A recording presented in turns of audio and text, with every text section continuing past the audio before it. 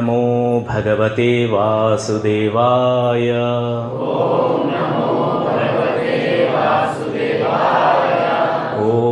నమో భగవతే వాసుదేవాయ.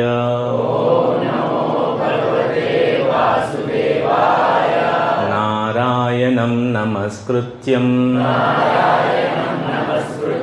నరం చైవ నరోత్తమం దేవీం సరస్వతీం వ్యాసం తదో జయముదీరయే. నష్టః ప్రాయేషు అభద్రేషు నిత్యం భాగవత సేవయా భగవతే ఉత్తమ శ్లోకే భక్తిర్భవతి నైష్టికీ. కృష్ణాయ వాసుదేవాయ దేవకీనందనాయ చ నందగోపకుమారాయ గోవిందాయ నమో నమః. గోవిందాయ నమో నమః. హరే కృష్ణ. ఓం అజ్ఞానతిమిరాంధస్య జ్ఞానాంజనశలాకయా చక్షురున్మిలితం యేన తస్మై శ్రీ గురవే నమః. చాలా చక్కగా ప్రతి శనివారము ఈ జగన్నాథ మందిరంలో చాలా గొప్పగా వైష్ణవులందరూ ఒక చోట కూడి హరినామ సంకీర్తనం చేసి హరికథ లీలా విశేషాలను తెలుసుకుంటూ భగవద్గీతాది గ్రంథముల యొక్క నిగూఢార్థాలను చర్చించుకుంటూ భగవంతుని దివ్యమంగళమైనటువంటి దర్శనాన్ని పొందుతూ చివరగా చక్కటి ప్రసాదాన్ని స్వీకరిస్తూ భక్తుల యొక్క సాంగత్యంలో ఉంటూ వస్తున్న అద్భుతమైనటువంటి విషయం. భక్తజన సాంగత్యం దొరకడం అనేది మహాదుర్లభమైనది, అంత సులువైనది కాదు. అందున ఈ కాలంలో ఇంకా కష్టం. ఆ వచ్చే వాళ్ళందరం కూడా ఎంత చక్కగా ఎంత బాగా ముస్తాబై ఏమిటి నుదుటిన తిలకాలతో చక్కటి మాలలతో భక్తి ఎలా నడుచుకుంటూ వస్తుందన్నట్టుగా భక్తజనాన్ని చూస్తూ అర్థమైపోతుంది. అయితే ఇప్పుడు ఒక చిన్న అందరినీ చూడగానే చిన్న అనుమానం వచ్చింది. మరి నిజంగా మనిషికి ముస్తాబ్ అంటే ఏమిటి, ఏది అసలైన అలంకారము అని అనిపించింది. చెప్పండి, మనిషికి అస్సలైనటువంటి అలంకారం ఏమిటి? బొట్టు, ఇంకా కట్టు బొట్టు, నడవడిక, గుణం, మాట తీరు, చిరునవ్వు, ఇంకా వినయం, విధేయత. చాలా చక్కగా చెప్పారు. భర్తృహరి అని చెప్పేసి గొప్ప సంస్కృత పండితులు, కవి. ఈయన సుభాషిత త్రిశతి రచించారు. అందులో నీతి శతకాన్ని, అంటే చక్కటి నీతిని ప్రబోధించేటువంటి చక్కటి శ్లోకాలని వీరు రచించారు. అందులో అద్భుతమైనటువంటి శ్లోకం ఒకటి ఉంటుంది. కేయూరాని భూషయంతి పురుషం హారాన చంద్రోజ్వల న స్నానం న విలేపనం న కుసుమం నాలంకృతామూర్ధజా. అయ్యా, పురుషుడు అంటే మనిషి అని అర్థం, మానవుడు అని అర్థం. మళ్ళీ ఇందులో స్త్రీ పురుష అని చెప్పడానికి లేదు. మానవునికి నిజమైనటువంటి అలంకారము కేయూరాలను ధరించి చక్కగా హారాలు వేసుకుంటేనో అలంకారం అవుతుందా? కాదు కాదు. చంద్రోజ్వల, చంద్రుడి యొక్క కాంతి వంటి తెల్లని ముత్యాల పేరు ఒకటి వేసుకున్నాము, దానివల్ల వారి యొక్క అలంకారము గొప్పగా అనిపిస్తుందా? అది కూడా మనిషికి నిజమైనటువంటి అలంకారం కాదట. న స్నానం న విలేపనం న కుసుమం నాలంకృతామూర్ధజ. చక్కగా స్నానం చేసి మంచి లేపనాలు పూసుకొని, అదే పౌడర్లు క్రీములు అన్నీ పూసుకొని మేకప్ చేసుకొని, లేదు చక్కగా జుట్టు దువ్వుకొని నాలంకృతామూర్ధజ, దాని ద్వారా అందం వస్తుందా? కాదు, అది కూడా కాదట. సంస్కృతము అంటే చక్కగా సంస్కరించబడినటువంటి భాష, చక్కగా వినయంతో వినసొంపైనటువంటి ఒక మంచి మాట మాట్లాడినట్లయితే అటువంటి ఆ ఒక్క మాటనే వాడికి అసలైనటువంటి ఆభరణము. భూషణం వాగ్భూషణం, అది నిజమైనటువంటి భూషణమయ్యా. మనిషికి అలంకారాన్ని ఇచ్చేటువంటి, శోభగునిచ్చేటువంటివి పై మెరుగులైనటువంటి హారాలు లేదు ఇంకేదో కాదు, చక్కగా స్నానం చేయడమో, జుట్టు దువ్వుకోవడమో, పువ్వులు పెట్టుకోవడమో, లేపనాలు అద్దుకోవడమో ఇవేవి కాదు. నిజమైనటువంటి అలంకారము ఆ మనిషి నోటి వెంబడ వచ్చేటువంటి ఒక చక్కటి మాట. యా సంస్కృత ధార్యతే క్షీయంతే భూషణాన్ని ఖలు భూషణాన్ని వాగ్భూషణం భూషణం అని చెప్తుందండి. అయ్యా, మిగతా ఆభరణాలన్నీ కూడా, మిగతా అలంకారాలన్నీ కూడా నశించిపోయేవే. ఈరోజు స్నానం చేసామండి, రేపటికి అట్లాగే ఉంటామంటే కాదు, మళ్ళీ మళ్ళీ చేయాల్సిందే. ఒకసారి లేపనం పూసుకున్నాము, క్రీమ్ రాసుకున్నాము, ఇంకా అందంగా అయిపోయామా, తెల్లగా అయిపోయామా అంటే కాదు. ఇవన్నీ నశించేవే. నశించకుండా వారి యొక్క సొబగుని ఇంకా పెంచేది ఏమిటయ్యా అంటే వాగ్భూషణం భూషణం. అసలైనటువంటి భూషణం ఏమిటంటే వాడు మాట్లాడే ఆ చక్కటి మాటని అసలైనటువంటి అలంకారం. అయితే మాటలు చాలా నేర్చుకుని పద్ధతిగా మాట్లాడము. ఇంకో గొప్ప కష్టం ఒకటి ఉంది. మాట్లాడడం అంతో ఇంతో కష్టపడితే అందరం మాట్లాడుతూ ఉంటామేమో, కానీ కష్టమైన పని ఏమిటయ్యా అంటే వినడం. ఇది మహా కష్టం. ఇద్దరు మాట్లాడుకుంటుంటే ఒకరు చెబుతూ ఉంటే ఇంకొకరు వినడం అనేది మహా కష్టం. ఈ రోజుల్లో ఇంకా కష్టం. ఎందుకు, నీకంటే నాకు ఇంకెక్కువ తెలుసు అని చెప్పాలి కదా. వినడం మహా గొప్ప లక్షణం. అయితే ఎవరు చెప్తే వినాలో? చక్కగా శాస్త్రాన్ని తెలిసినటువంటి వారు, గురువులు, గొప్పవారు ఏది చెప్పినా అది వినగలగాలి. ఆ లక్షణం ఉంటే బాగుపడతాం. లేదు అంటే ఇంకా అందరితో పాటు మనది. వెనకటికి ఇట్లాగే అంటాడు, మా వాడికి అన్నీ మంచి గుణాలేనండి. మొత్తం 34 గుణాలు ఉంటే 32 గుణాలు మా వాడికి మంచివే. 32 గుణాలు మంచివి, అందులో ఒక్కటి కూడా వంక పెట్టడానికి లేదు. 2 చెడ్డ గుణాలు ఉన్నాయట. 34 గుణాల్లో 32 గుణాలు మంచివి, 2 గుణాలే చెడ్డవి. సాధారణంగా మనిషి అనేవాడికి మంచి చెడు 2 రకాలు ఉంటాయి. 32 గుణాలు మంచిగా ఉండి 2 చెడ్డగా ఉంటే మనం మంచివాడని అందామా, చెడ్డవాడని అందామా? అయితే ఆ 2 గుణాలు ఏంటో తెలుసుకుందాం.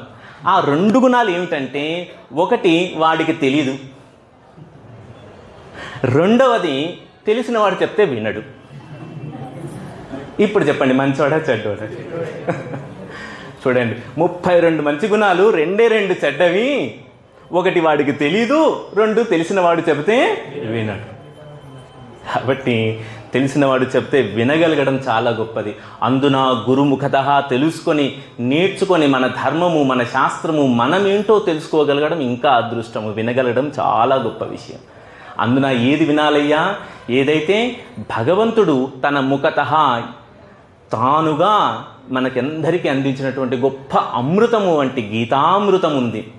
ఆ గీతామృతాన్ని మనం స్వీకరించాలి. అది భగవద్వాక్యము, భగవద్గీతని మనము అందరం చర్చించుకునే ప్రయత్నం చేయాలి, తెలుసుకునే ప్రయత్నం చేయాలి, జీవితంలో దాన్ని పాటించే ప్రయత్నం కూడా చేయాలి. క్రితంసారి చెప్పుకున్నాం, కేవలము జ్ఞానము సరిపోదండి. జ్ఞానము దేంతో కలిసి ఉండాలి? మనం ఒక న్యాయాన్ని చర్చించుకున్నాం. అందుకే ప్రతి క్లాసు, మనం చర్చించే ప్రతి క్లాసు ఏదో వచ్చామా, కాసేపు విని ఆహా బాగుందని అనుకున్నామా, అందుకోసం కాదండి. ఖచ్చితంగా ప్రతి తరగతిలో చెప్పే మంచి విషయాలన్నీ కూడా మనసులో పెట్టుకునే ప్రయత్నం చేయండి, దాన్ని పాటించే ప్రయత్నం చేయండి. అంధ పంగు న్యాయం అంటూ ఒకటి చర్చించాం. ఒక అంధుడు, ఒక గుడ్డివాడు, కుంటివాడు అడవిలో చిక్కుకుపోయారు. అడవి అంటుకుపోయింది, దావానలం పెరిగిపోతోంది, అందులో నుండి కాపాడబడాలి. అంధుడికి ఎటువైపు కాలుతుందో తెలియదు అంటే వాడు అజ్ఞాని, రక్షించబడలేడు. ఎందుకు? వాడు అంధుడు, వాడికి తెలియదు కాబట్టి. కానీ కుంటివాడు, వాడికి కనబడుతుంది, ఇటు కాలుతుందిరా, ఇటు వెళ్తే బాగుపడతాను, నేను రక్షించబడతానని తెలుసు, కానీ కుంటివాడిగా నడవలేడు. అంటే వాడికి తెలిసినా లాభం లేకపోయింది, జ్ఞానం ఉన్నా లాభం లేదు. జ్ఞానాన్ని ఆచరిస్తేనే లాభం. కేవలంగా జ్ఞానం ఒక్కటి సరిపోదు, జ్ఞానాన్ని మన జీవితంలోకి అన్వయం చేసుకోవాలి, ఆచరించాలి. అది చాలా ముఖ్యమైనటువంటి విషయం. సో జ్ఞానము, ఆచరణ, ఈ రెండూ కలగాలంటే గురువుల యొక్క చక్కటి కృప, భగవత్ కృప మనకు కలిగి ఉండాలి. అందులో భాగంగా మనం భగవద్గీతలో 5వ అధ్యాయాన్ని చర్చించుకుంటున్నాం. గొప్ప అధ్యాయము. భగవంతుణ్ణి, కృష్ణుణ్ణి అర్జునుడు అడిగాడు, కృష్ణ కర్మయోగమా సన్యాసమా ఏది గొప్పదయ్యా అంటే కృష్ణుడు 2 సమానమని చెబుతూ నిష్కామ కర్మము చాలా గొప్పదయ్యా, అంటే నీ పని నీవు చేస్తూ ఉండు, కానీ ఫలితాన్ని మాత్రం నీవు ఆశించడానికి లేదు. మనం 2వ అధ్యాయంలోనే చర్చించుకున్నాం ఇలాంటి శ్లోకాన్ని ఒకటి, గుర్తుందా ఎవరికైనా? కర్మణ్యేవాధికారస్తే మా ఫలేషు కదాచన మా కర్మ ఫలహేతుర్భూ మాతే సంగోస్త్వ కర్మని. అయ్యా, నీకు కర్మ చేసేదందుకే అధికారం కలిగి ఉన్నావు, కానీ ఆ కర్మ ఫలితానికి నీవు కారణమని అనుకోకూడదు. అట్లా అని చెప్పి కర్మ చేయకుండా ఉండకూడదు. అంటే నీ పని నువ్వు చేస్తూనే ఉండాలి, ఫలితానికి నీవు కారణం కాదు. అంటే సకలము భగవదర్పణముగా చేయగలిగేటువంటి స్థితి ఉత్తమమైనటువంటి కర్మయోగం. నేను ఏది చేస్తున్నా ఎవరికి అర్పించగలగాలండి? భగవంతునికి అర్పించేట్టుగా ఉండాలట. అటువంటిదే ఉత్తమమైనటువంటి కర్మయోగము అంటూ ఈయన ఏం చెప్తున్నాడండి? ఒక చక్కటి శ్లోకాన్ని భగవంతుడు అర్జునుడికి చెప్పాడు. నేను ముందుగా చెప్తాను, మీరందరూ కూడా పునరుక్తి చేసేటువంటి ప్రయత్నం చేయండి. ఏ హి సంస్పర్శజా భోగా ఏ హి సంస్పర్శజా భోగా దుఃఖయోనయ ఏవతే దుఃఖయోనయ ఏవతే ఆద్యంతవంత కౌంతేయ ఆద్యంతవంత కౌంతేయ నతేషు రమతే బుధా నతేషు రమతే బుధః. బుధ అంటే బుద్ధిమంతుడు, తెలివైనవాడు. నతేషు రమతే, రమతే నతేషు, అందులో ఈయన రమించడట. తెలివి కల్లవాడు వీటి యందు ఇష్టాన్ని చూపడు. వీటి యందు ఇష్టాన్ని చూపడట. ఈ ఇంద్రియముల యొక్క సంపర్కము చేత దుఃఖములు కానీ సుఖములు కానీ ఏర్పడుతూ ఉంటాయి. మనం అనుభవించేటువంటి 2 విధాలుగా ఉన్నాయి. మనకు అనుకూలమైన అనిపిస్తే సుఖం అనుకుంటున్నాం, మనకు అనుకూలం కానిది అనిపిస్తే దుఃఖం అనుకుంటున్నాం. ఈ సుఖము కానీ దుఃఖము కానీ ఈ 2 ఏ విధంగా కలుగుతున్నాయి? మన ఇంద్రియముల యొక్క సంపర్కము చేత కలుగుతున్నాయట. ఈ సుఖ దుఃఖాలన్నీ కూడా ఆద్యంతవంతః కౌంతేయ, ఓ కుంతిపుత్రుడా, వీటికి ఆది కలదు అంతము కలదు. సుఖం వచ్చింది అనుకున్నాము, వచ్చిందంటే ఆది ఏదో ఒక రోజు పోతుంది, అంతము ఉంది. ఆది ఉంది, అంతము ఉంది. దుఃఖం వచ్చింది, బాధ అనిపించింది, అయ్యో బాధ వచ్చింది, ఎల్లకాలం ఉండిపోతుందా బాధ? అది కూడా వస్తుంది, పోతుంది. 2వ అధ్యాయంలో ఇలాంటి చక్కటి శ్లోకం చెప్పాము. శీతోష్ణ సుఖదక్కః ఆగమ అపాయినో అనిత్యః తాన్ తితిక్షస్వ భారత. అందుకే నువ్వు తితిక్ష కలిగి ఉండవయ్యా, ఓపిక పట్టవయ్యా అని చెప్తున్నాడు భగవంతుడు. సుఖ దుఃఖములు ఎట్లాంటివయ్యా అంటే ఆకాశంలో వచ్చేటువంటి మబ్బుల వంటివట. వస్తూ ఉంటాయి, పోతూ ఉంటాయి. సుఖము అంతే, దుఃఖము అంతే, వస్తూ ఉంది, పోతూ ఉంది. కానీ ఆ సుఖ దుఃఖాలు ఎందుకు వస్తున్నాయి అంటున్నాడు? ఇంద్రియముల యొక్క సంపర్కము చేత వస్తున్నాయన్నాడు. పైగా ఇవి దుఃఖయోనః, దుఃఖానికి కారణం ఇవే. కాబట్టి తెలివైనటువంటి వారు అందులో రమించరు, అందులో వారు ఉండరు. బుధః, తెలివైనటువంటి వాడు అంటే ఏంటి? ఇంద్రియముల చేత వచ్చే సుఖ దుఃఖాలు మనం వదిలేయాలా అంటే సన్యాసమే గొప్పదా? మళ్ళీ మొదటికి వస్తుంది ప్రశ్న. అసలు సుఖ దుఃఖాలు అంటే ఏమిటండి? నేను బాగా నచ్చినటువంటి సినిమా ఒకటి చూస్తున్నాను, నా కళ్ళ ద్వారా సుఖంగా అనిపించింది, నాకు నచ్చింది. నచ్చకూడనిది ఏదో చూస్తున్నాను, దుఃఖం అనిపించింది. నాకు బాగా ఇష్టం అనిపించేది, మనసుకు నచ్చినటువంటి విషయాలు వింటూ ఉన్నాను, సుఖం అనిపించింది. నేను నచ్చనివి, నాకు ఇబ్బంది పెట్టేటువంటి విషయాలు వింటూ ఉన్నాను, దుఃఖం అనిపించింది. నాకు నచ్చింది తింటూ ఉన్నాను, రుచి నచ్చింది, సుఖము. నచ్చంది తిన్నాను, దుఃఖము. అలా ఇంద్రియముల చేతనే సకల దుఃఖాలు సుఖాలు వస్తూ ఉంటాయట. కానీ వీటిని ఖచ్చితంగా అదుపులో ఉంచగలగాలి, ఇంద్రియాన్ని నిగ్రహించగలగాలి. అప్పుడే బుధః, తెలివైనటువంటి వాడవుతాడు. ఇంద్రియాలను నిగ్రహించడం అంత సులభమైనటువంటి విషయం ఏం కాదండి. ఏముందండి, నాకు నచ్చింది ఉంటే కళ్ళు మూసుకుంటాను, నాకు నచ్చిన మాటలు మాట్లాడుతుంటే చెవులు మూసుకుంటాను, నచ్చని విషయము మంచిది కాని విషయం ఏదైనా పదార్థం ఎదురుగా ఉంటే నోరు మూసుకుంటాను, నచ్చని విషయానికి దూరంగా ఉంటాను అని అన్నావా? ఇన్ని దూరంగా ఉన్నా లోపల ఇంకొకటి ఉంది.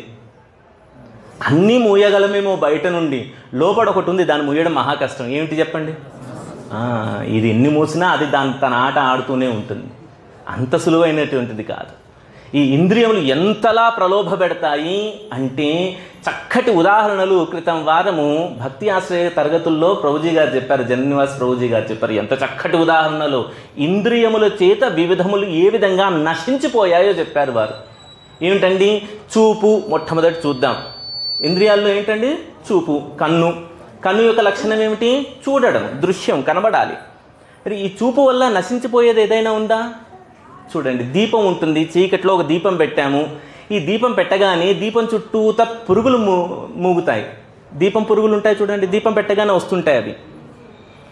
ఇవేం చేస్తాయి? ఆ కాంతికి చూపు వాటికి ఆకర్షించబడుతుంది. అబ్బా ఎంత గొప్ప కాంతి, దీపం కాంతి ఎంత బాగుందో అని చెప్పి ఇన్ని పురుగులు వచ్చి ఆ దీపం చుట్టూతా తిరుగుతూ తిరుగుతూ తిరుగుతూ బా ఇంత గొప్ప కాంతి అంటూ దాంట్లోనే వెళ్ళిపోతాయి, దీపంలోకి వెళ్ళిపోతాయి, లేదా ఆ ప్రమిదలో ఉండేటువంటి ఆ అగ్నిలోకి వెళ్తాయి. ఎంత బాగుందో ఎంత బాగుందని కంటి చూపు ద్వారా ఆకర్షించబడి ఆ అగ్నిలోకే వెళ్ళిపోతే ఏమవుతుంది? నశించిపోతుంది. అట్లాగే అడవిలోనట కొన్ని మృగాలని వేటాడడం కోసం వేటగాళ్ళు చక్కటి ఉపాయాలు పన్నుతారట. అందులో ప్రత్యేకించి జింకను వేటాడాలంటే ఈ వేటగాడు ఏం చేస్తాడట, ఒక పొదమాటన ఉండి చక్కగా వాయిద్యాన్ని, ఏదో మంచి సంగీత వాయిద్యాన్ని తీసుకొచ్చి మధురంగా వాయిస్తూ ఉంటారట.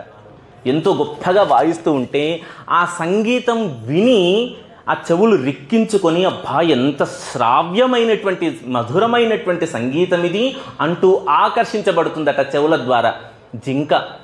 ఇది ఆకర్షించబడి ఎటువైపు ఆ చప్పుడు వస్తుందా అని చూసి ఆ చప్పుడు వచ్చే వైపు వెళ్తుందట అది. ఈ వేటగాడు ఏం చేస్తాడు? వాయిస్తూ ఉంటాడు, ఎప్పుడు వస్తుందా అని చూస్తుంటాడు. వాడి ప్లాన్ వాడికి ఉంది అక్కడ. అది రాగానే తక్కువన పట్టేసుకున్నాడు. ఇప్పుడు నిజానికి ఇంత పెద్ద అడవిలో ఆ సంగీతం వస్తే వచ్చింది అని చెప్పేసి దాని మానాన తాను ఉంటే అది వేటగానికి చిక్కేదా?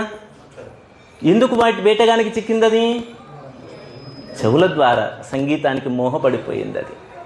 అట్లాగే మరొకటి ఉందండి, ఏనుగు. ఇది దానికి చర్మ సౌఖ్యం ఇష్టం, స్పర్శ చేత అది మోహించబడుతుందట. ఏనుగుని ఎంతటి వాడైనా పట్టలేడు. నిజానికి చాలా బలమైనటువంటిది ఏనుగుని పట్టడం అంత సామాన్యమైనటువంటి విషయం కాదు. ఎందుకు? అన్నింటికంటే పెద్దది, బలమైనటువంటిది.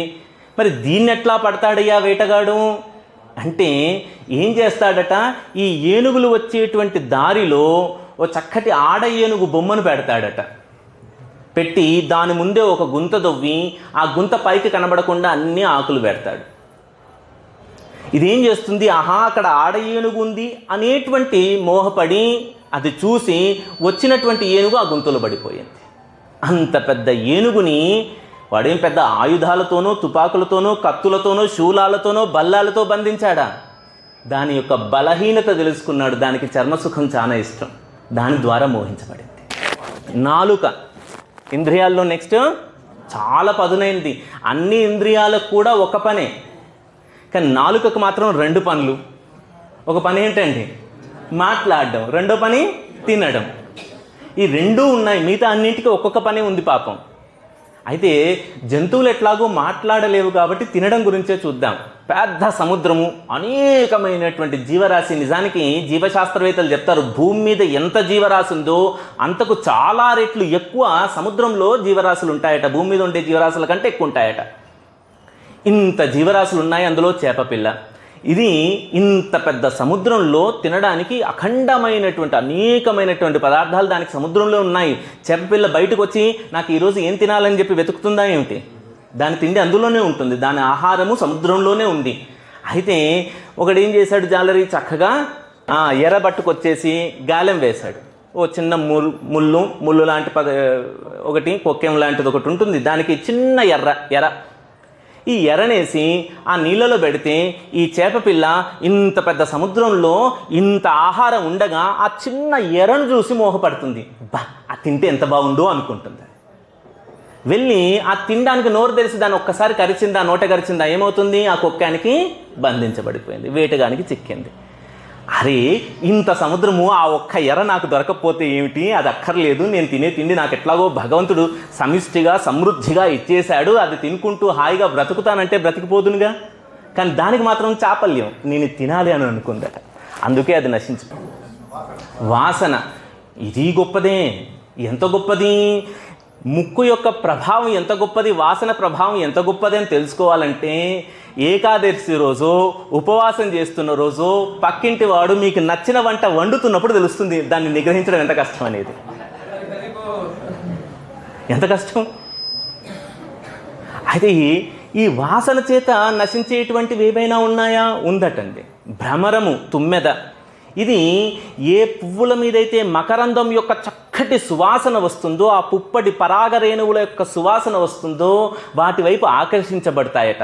ప్రత్యేకించి కొలనులో ఉండేటువంటి కలువల మీద ఉండేటువంటి కార్నికా భాగము, అందులో ఉండేటువంటి పరాగరేణువులు, వాటి నుండి వచ్చేటువంటి చక్కటి సువాసన, ఈ సువాసనకు మోహించినటువంటి భ్రమరం ఏం చేస్తుంది, ఆ కమలం మీదకి వెళ్ళి అక్కడే తచ్చాడుతూ దానిలో నుండి మధును స్వీకరిస్తుంది. ఆ వాసనకి అంతగా ఆకర్షించబడింది.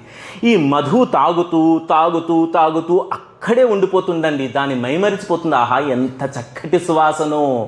అప్పటికి సమయం అయిపోయింది, సూర్యాస్తమయం అయిపోయింది. సూర్యుడు అస్తమించగానే కమలం యొక్క రేకులన్నీ మళ్ళీ ఏమవుతాయండి, ముడుచుకుపోతాయి. ఇప్పుడు అందులోనే చిక్కుకుపోయింది మన భ్రమరం. మరి అయిపోయిందా? అంతటితో కాదటండి. సాయంకాలానికి సూర్యాస్తమయం అయిపోయింది. అటుగా వస్తున్నటువంటి ఏనుగుల గుంపు ఆ తటాకానిలో దిగి ఆ తటాకంలో చక్కగా ఆడి ఈ తామరతూళ్ళన్నీ తెంపి అలా బయటికి విసిరేస్తాయట. ఆడుకుంటూ అటు ఇటు ఆడుతుంది, చేయాల్సిన దానికంటే ఎక్కువ చేస్తుంది.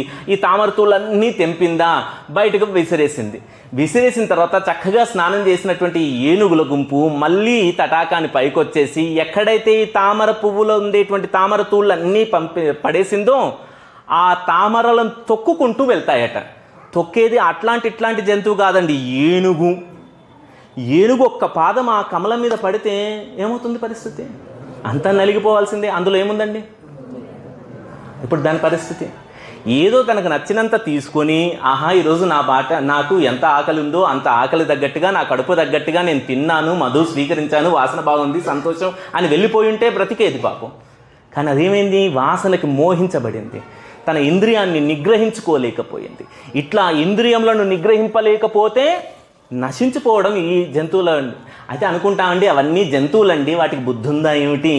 మేము మానవునం, అనేకమైనటువంటి శాస్త్ర సాంకేతిక విజ్ఞానాన్ని పొందినటువంటి వాళ్ళము, మేమెందుకు అట్లా మోహపడి నశించిపోతాము? మాకు చాలా చక్కగా తెలుసు ఏ విధంగా మమ్మల్ని మేము నిగ్రహించుకోవాలో మాకు తెలుసు అనుకుందామా?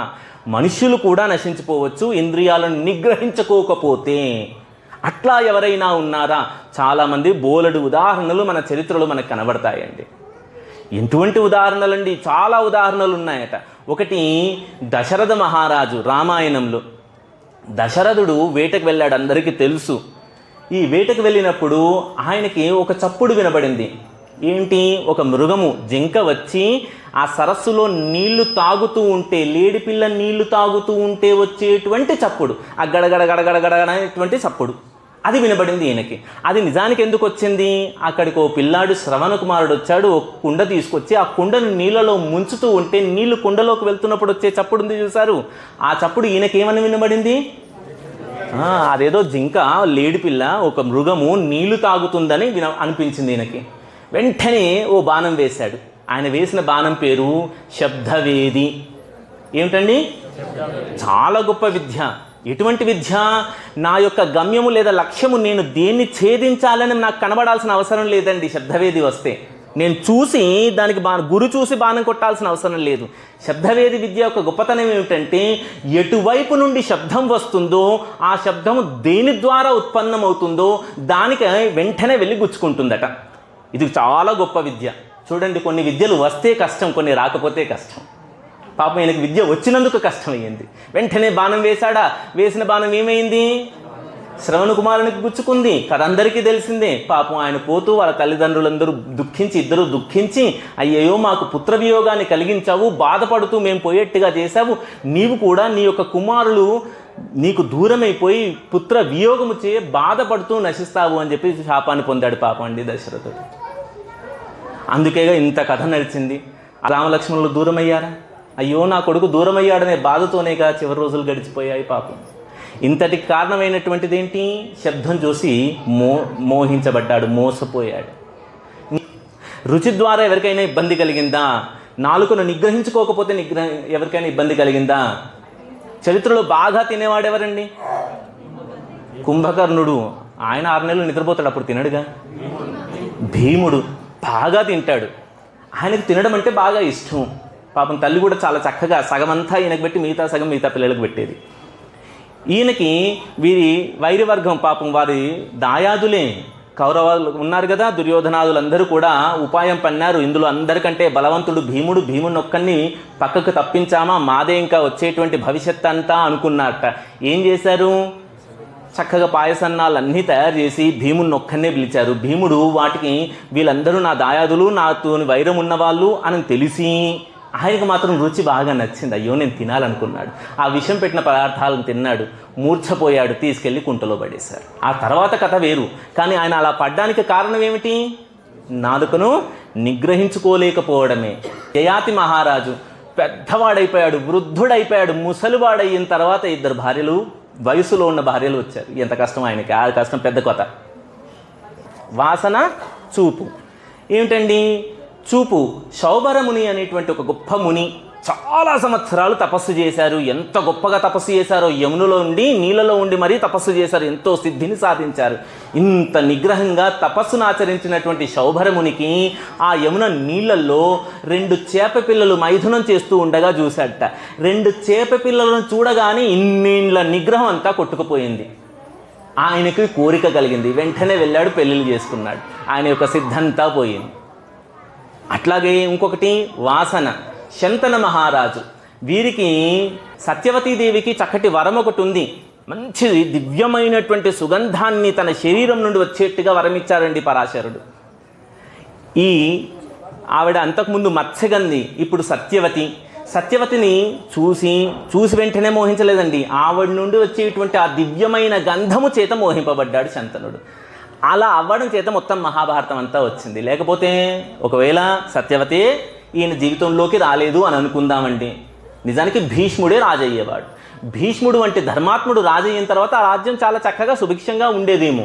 కానీ ఇంత పాండవులు, కౌరవులు యుద్ధం చేయడం, వేలాది మంది నశించడము, ఇవంతా జరిగిందంత కారణము శంతనుడు వెళ్ళి సత్యవతిని వివాహం చేసుకోవడమే. చూడండి, మనుష్యులకు కూడా ఇంద్రియములను నిగ్రహించుకోకపోయినట్లయితే నశించిపోతారు. ఇంద్రియ నిగ్రహం ఎట్లా చేయాలండి? మరి అంత ఈజీ కాదు కదా. వీటిని ఎట్లా నిగ్రహించగలగాలి? మరి ఏ విధంగా మనం ఇంద్రియాలను నిగ్రహించవచ్చు? చూపు ఎప్పుడు కూడా సాధ్యమైనంతవరకు కూడా భగవత్ సంబంధ విషయములను మాత్రమే, భగవత్ సంబంధ విషయములు ఏవైతే కనబడగలుగుతున్నాయో వాటిని మాత్రమే చూడాలి. ఏమిటి చేస్తున్నాం? శనివారం చక్కగా వచ్చాము, ఎంత చక్కగా అలంకరించబడినటువంటి నల్లనయ్యనికి నల్లని వస్త్రాలు కట్టారు ఈరోజు. అబ్బా ఎంత బాగుంది. అటువంటి చూపే మనకి చూపు. అంటాడుగా, శ్రీనాథుని వర్ణించు జిహ్వ జిహ్వ, సురరక్షకుని చూచు చూడుకులు చూడుకులు, శేషశాయికి మొక్కు శిరము శిరము, దేవదేవు జింతించు దినము దినము, చక్రహస్తుని ప్రకటించు చదువు చదువు, కుంభినీదవు చెప్పెడి గురుడు గురుడు, తండ్రి హరిజేరుమనేడి తండ్రి తండ్రి. ప్రహ్లాదుడు చెప్తున్నాడండి హిరణ్యకశిపునికి, ఏ కన్నులతోనైతే భగవంతుణ్ణి చూస్తున్నావో ఆ కన్నులే కన్నులయ్యా, మిగతావి కన్నులు కావట. ఏ చెవులతో హరినామాన్ని మాత్రమే వింటున్నావో ఆ చెవులే చెవులయ్యా, మిగతావి చెవులు కానే కావు.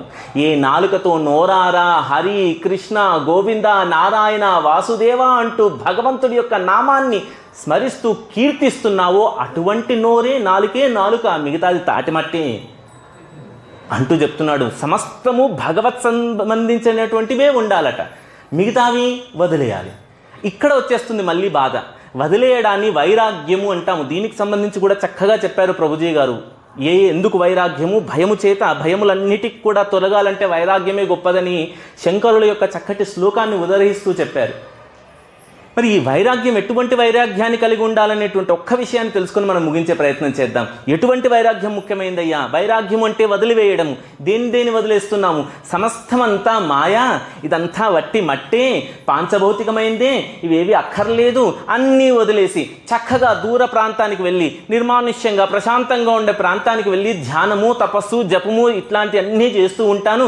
ఇదే వైరాగ్యము అంటే అది వైష్ణవులు ప్రత్యేకించి గౌడీయ ఆచార్యులు అటువంటి వైరాగ్యాన్ని వైరాగ్యము అని చెప్పారండి. దాన్ని ఫల్గు వైరాగ్యము అని చెప్తారండి శ్రీల రూపగోస్వాముల వారు. భక్తి రసామృత సింధువు అనేటువంటి దాంట్లో 2వ లహరిలో అద్భుతంగా వివరిస్తారు వీరు. దీన్ని ఫల్గు వైరాగ్యము అంటారట. ఏం వైరాగ్యం అండి? ఈ ఫల్గు ఏమిటి అంటే పైకి ఒకలా కనిపించి లోపల ఇంకోలా ఉండడం ఫల్గు. అన్నీ వదిలేశానండి, నేను ఏమి తినను, ఏమి త్రాగను, అన్నీ వదిలేశాను, నేను చక్కెర అస్సలు ముట్టను, మిఠాయి అస్సలు తినను, మానేసి 10 ఏళ్ళు 15 ఏళ్ళు పైబడింది అని అన్నాడు ఒకడు నాబోటివాడు. పక్కవాడు వచ్చాడు, అరే గులాబ్ జాములు ఉంటాయిరా, ఎంత బాగుంటాయో, ఆ దాని మీద నుండి ఆ చక్కెర పాకం అలా పడుతూ ఉంటే అవి బాగా కాలినటువంటి ఆ జామును ఓ మంచి తెల్లగా ఉండేటువంటి మిలమిలా మెలిసేటువంటి ఒక చెంచా తీసుకున్నాము, ఆ శుతిమెత్తగా ఉండేటువంటి ఆ జాముని ఇలా కోస్తే అంత మృదువుగా తెగింది, ఆ తెగింది కూడా ఎంత బాగుందో, రసవత్తరంగా ఉంది, రసముతో కూడి ఉన్నది, దాన్ని తీసి నోట్లో వేసుకుంటే అని అన్నాడు అనుకోండి. వాడు ఈడు మానేసిన వాడు ఉన్నాడుగా, మిఠాయి మానేసిన వాడు, వాడంటాడు అబ్బా అమృతం రాది అన్నాడు అనుకోండి. ఏంటి పరిస్థితి? మానేశాడు పాపం, కానీ లోపల మాత్రం రుచి మాత్రం అట్లాగే ఉందా? బాధపడుతుంటాడు, అదే నేను మానేసానురా, తినలేనురా అనుకుంటాడట. అంటే ఏమిటి? బయటికంతా కూడా మానినా లోపల ఇంకా వాసన పోదు. ఇది ఫల్గు వైరాగ్యం. ఇంకా ఏమిటి? ఇదంతా వట్టిదే, ఇవన్నీ కూడా వేస్ట్, ఇదంతా మాయ, సకలం మాయ, ఇవన్నీ వదిలేయాల్సిందే. ఎందుకు ఇవన్నీ? ఈ ఫోన్లు వద్దు, ఈ టెక్నాలజీ వద్దు, ఇవన్నీ బంద్ చేసేద్దాం, అన్నీ తీసేద్దాం, వెళ్దాం, అందరం కూడా చక్కగా జపం చేసుకుంటూ, ధ్యానం చేస్తూ, తపస్సు చేసుకుంటూ గడిపేద్దాం అన్నారనుకోండి. దాన్ని శుష్కమైనటువంటి వైరాగ్యమే అంటున్నారు, నిజమైనటువంటి వైరాగ్యం కాదట, అది ఫల్గు వైరాగ్యమేనట. ఎందుకంటారయ్యా ఫల్గు అనేది? ఈ పదాన్ని మనం చూద్దాము. గయాక్షేత్రము, గయ ఉంది కదండి, గయక్షేత్రంలో ఫల్గు నది ప్రవహిస్తూ ఉంటుంది. ఈ నది ప్రత్యేకత ఏమిటండి? ఎవరైనా గయకు వెళ్ళారండి? వెళ్ళున్నారు, ఒకరిద్దరు వెళ్ళారు. అయితే వెళ్ళకున్నా తెలుసుకునే ప్రయత్నం చేయండి. గయక్షేత్రంలో వెళ్తే ఇంకా చాలా మంచిదనుకోండి. గయక్షేత్రంలో తిలోదకాలు అవన్నీ కూడా పిండ ప్రదానాలు చేయడానికి చాలా ప్రసిద్ధమైనటువంటి క్షేత్రం అనుకోండి. అక్కడ నది, ఫల్గు నది ఉంటుంది. పైకి నది దగ్గరికి తీసుకెళ్ళండి అని చెప్పేసి మిమ్మల్ని తీసుకెళ్లారనుకోండి, మొట్టమొదటిసారి చూసారనుకోండి, మీకు ఎక్కడ నది కనబడదు, అంతా ఇసుక మేటలే కనబడతాయి, అంతా ఇసుకే ఉంటుంది. అదేమిటయ్యా, నది దగ్గర తీసుకురమ్మన్నాను, నదిలో బోట్ షికారు చేద్దాం అనుకున్నాను, ఎక్కడిది నది కనబడదే అన్నారనుకోండి, ఇదేనయ్యా నది, దీని పేరు ఫల్గు, ఇట్లాగే ఉంటుంది అంటారు. అరే ఇసుక ఉంటే నది ఎందుకంటారు? అప్పుడు అది చూడండి, ఫల్గు నది ప్రత్యేకత ఏమిటి? బయటకంతా కూడా ఇసుక ఉన్నా కాస్త ఇసుక తోడండి, లోపల నీళ్లు ఉంటాయి. అంటే బయటకంతా కూడా ఇసుకే, కానీ లోపల మాత్రం నీళ్లు అట్లాగే ఉన్నాయి. ఎట్లాగైతే ఫల్గు పైకి ఒక విధంగా లోపల ఇంకో విధంగా ఉందో, ఫల్గు వైరాగ్యం కూడా అటువంటిది అని చెప్తారండి శ్రీల రూపగోస్వామి వారు భక్తి రసామృత సింధు. మరి ఎటువంటి వైరాగ్యాన్ని కలిగి ఉండాలి అది కూడా ఆయన చెప్పారు. అనాసక్తస్య విషయాన్ ఉపయుంజతే నిర్బంధే కృష్ణ సంబంధే వైరాగ్యం ఉచ్యతే. ఎటువంటి వైరాగ్యము? యుక్తం వైరాగ్యం ఉచ్యతే అంటారు గోస్వాముల వారు. యుక్త వైరాగ్యమయ్యా, ఇటువంటిది వైరాగ్యం, అసలైనటువంటి వైరాగ్యం ఇదే. ఎలాంటిదయ్యా వైరాగ్యం అంటే? నిర్బంధే కృష్ణ సంబంధే. నీవు చేసేటువంటి సమస్తమైనటువంటి విషయములు, వాడేటువంటి ప్రతీది కూడా కృష్ణ సంబంధమై ఉన్నట్లయితే అప్పుడు నువ్వు చేస్తున్నదంతా కూడా పనులు చేసినా, భౌతిక ప్రపంచంలో ఉన్నా వైరాగ్యం ఉన్నవాడివే లెక్క నీకు. అంటే అనాసక్తస్య విషయాన్, ఇంద్రియ విషయముల పట్ల నీకు ఆసక్తి లేదు, అట్లా అని చెప్పి అన్నిటినీ వదిలేయలేదు. ఏమిటి? ఇంద్రియ విషయాల మీద ఆసక్తి లేదండి, నాకు సంపాదన మీద ఆసక్తి లేదు, ఏదో పెద్ద కారు కొనుక్కోవాలనో, ఫోను కొనుక్కోవాలనో, ల్యాప్టాప్ కొనుక్కోవాలనో, లేదు విమానాల్లో తిరగాలనే ఆసక్తి లేదు, సంతోషము, వైరాగ్యమే. అట్లా అని చెప్పి అన్నిటిని వదిలేసావా, దాన్ని ఏమన్నారు? ఫల్గు వైరాగ్యం. మరి ఏం చేయాలట? ఇవన్నీ కూడా యదార్హముపయుంజతే, కృష్ణ భక్తి సంబంధించినటువంటి విషయాల్లో ఎంత మేరకు వాడగలుగుతామో అంత మేరకు, అవసరం మేరకు వాడగలగడమే యుక్త వైరాగ్యం. అంటే కారు ఉండడం, ఉండకపోదు, నాకు వద్దు అనుకోవడం శుష్కమైనటువంటిది. కారు ఉంది, దీన్ని ఏ విధంగా వాడాలి అంటే భక్తికి ఏ విధంగా ఇది ఉపయోగపడుతుంది. ధనం ఉంది, ఏ విధంగా భక్తికి ఏ విధంగా ఉపయోగపడుతుందో దాని తగ్గట్టుగా నువ్వు ధనాన్ని వెచ్చించావా, నీవు వైరాగ్యమున్న వాడివే అవుతావు, యుక్త వైరాగ్యము కలిగినటువంటి వాడివి అవుతావు. ఈ నీకు ఉండేటువంటి సమస్తమైనటువంటి శక్తులను భగవంతుడి కేంద్రితంగా ఉంచగలగాలి, సాధ్యమైనంత మేరకు భగవత్ కేంద్రితంగా ఉంచగలగాలి. అటువంటిదే యుక్త వైరాగ్యము. అయితే ఉంచుతామండి, చాలా బాగా ఉంచుతాము. వెనకటి ఒక ఆయన నాబోటి వాడి దగ్గర చక్కగా ధనం ఉంది. ఈ ధనంతో ఏం చేశారు? ఒక మందిరం చూశారు. మందిరం బాగుందండి, మందిరానికి గర్భాలయానికి ముందు ఆ తలుపులు లేవు, ద్వారాలు లేవు కదా, ద్వారాలు తయారు చేయిస్తాను, నా దగ్గర డబ్బులు ఉన్నాయని చెప్పేసి నేను వెళ్ళానండి. ద్వారాలు చేయించి చక్కగా నా పేరు పెట్టుకున్నాను. ఇది చేయించినాడు కదా, పొద్దున్నే మంగళారతి సమయమైంది, పంతులు గారు వచ్చారు, పూజారులు వచ్చారు, భక్తులందరూ వచ్చి కూర్చున్నారు. భగవంతుడు దివ్యమైనటువంటి దర్శనం. పొద్దున ఎన్ని గంటకండి మంగళారతి? 5 గంటలకి టపీమనో 10 నిమిషాలు ముందే వచ్చున్నాడు భక్తులు అందరూ జమయ్యారు. కానీ ఈ దానం చేసినటువంటి నేనేమంటున్నాను, కాసేపు ఉంచు, ఆ తలుపులు అలాగే ఉంచు, ముయ్యి తెరకు. అదేమిటండి 5 అయింది, మంగళారతి సమయం, భగవంతుడు దర్శనం ఇవ్వాలి, తలుపులు తెరిస్తేనేగా దర్శనం ఇచ్చేది. లేదయ్యా ఒక్క 5 నిమిషాలు ఇంకాస్తంతమంది రాని. ఎందుకు తెరవనీయలేదు చెప్పండి? ఆ వచ్చిన వాళ్ళందరూ నా పేరు చూడాలి, ఫలానా వాడు చేయించాడు, అబ్బా ఎంత బాగా చేయించాడు. ఇది యుక్త వైరాగ్యం కాదు. వెనకటికి ఇప్పటికి కూడా నువ్వు చాలా దేవాలయాలకు వెళ్ళండి, ఈ పంకాలు ఏమంటారు,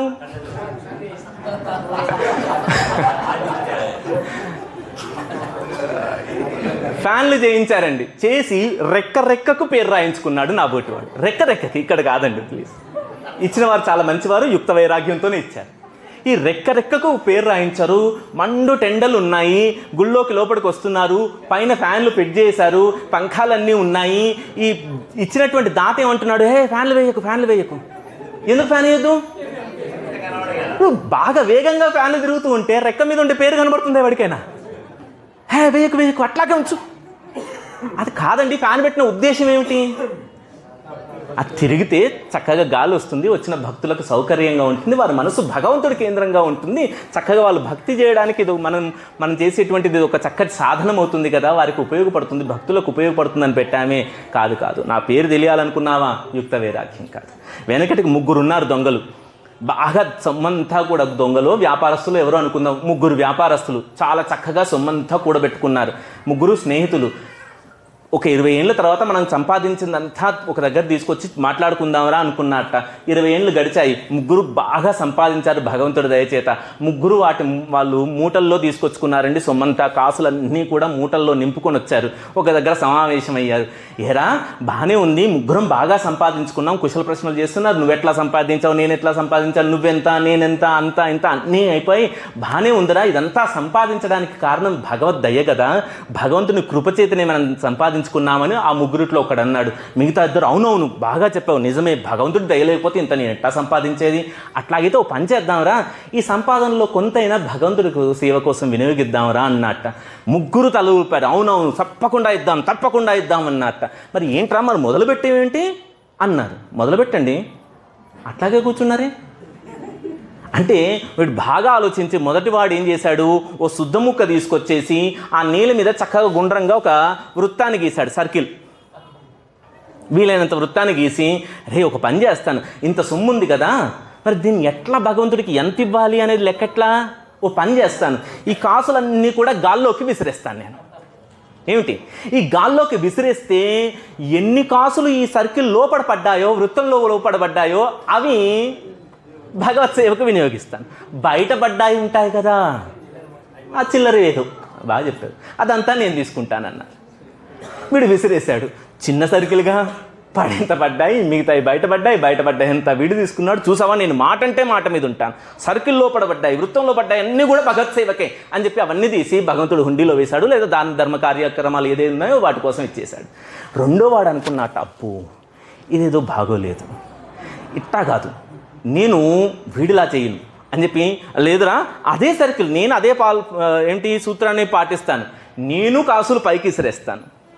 అయితే నువ్వు లోపడబడ్డాయి భగవంతుడి సేవకన్నావు, బయటపడ్డాయి నీకన్నావుగా, ఈ పని చేస్తాను, బయటపడ్డాయి అన్నీ భగవంతుడికి, లోపడబడ్డాయిగా కొన్నో అవి నేను తీసుకుంటాను. వాడికి లోపడబడ్డవే తాను తీసుకుంటున్నప్పుడు ఏ విధంగా విసరాలో వాడికి తెలుసు. ఏంటి, బయటపడ్డాయి అన్నీ భగవత్ సేవకి ఇచ్చేశాడు, లోపడబడ్డ కొన్ని మాత్రమే తీసుకున్నాడు. వాడు కొన్నే పడతాయి కదండి, కొన్నే పడతాయి. 3వ వాడు మహా తెలివిమంతుడు, నాబోటి వాడు. వీడన్నాడు, చి ఎంత పిసినారులరా మీరు, భగవంతుడి దయ లేకపోతే మనం ఇంతలా ఈ స్థాయిలో ఉండేవాళ్ళమా, ఇంత సంపాదించే వాళ్ళమా, నీవు కష్టపడ్డావని వచ్చిందా ఇదంతా, నీకంటే కష్టం ఇంకెంతమంది పడట్లేదు, ఎండలో మండుటెండలో సుత్తబట్టుకొని రాళ్ళు కొడుతూ ఉండేవాడికి ఇంకెంత కష్టం చెప్పండి. అయ్యో, కష్టమే నిజంగా సంపాదన తీసుకొస్తే ఎంతోమంది కష్టపడుతున్నారు, అందరికీ రావాలిగా.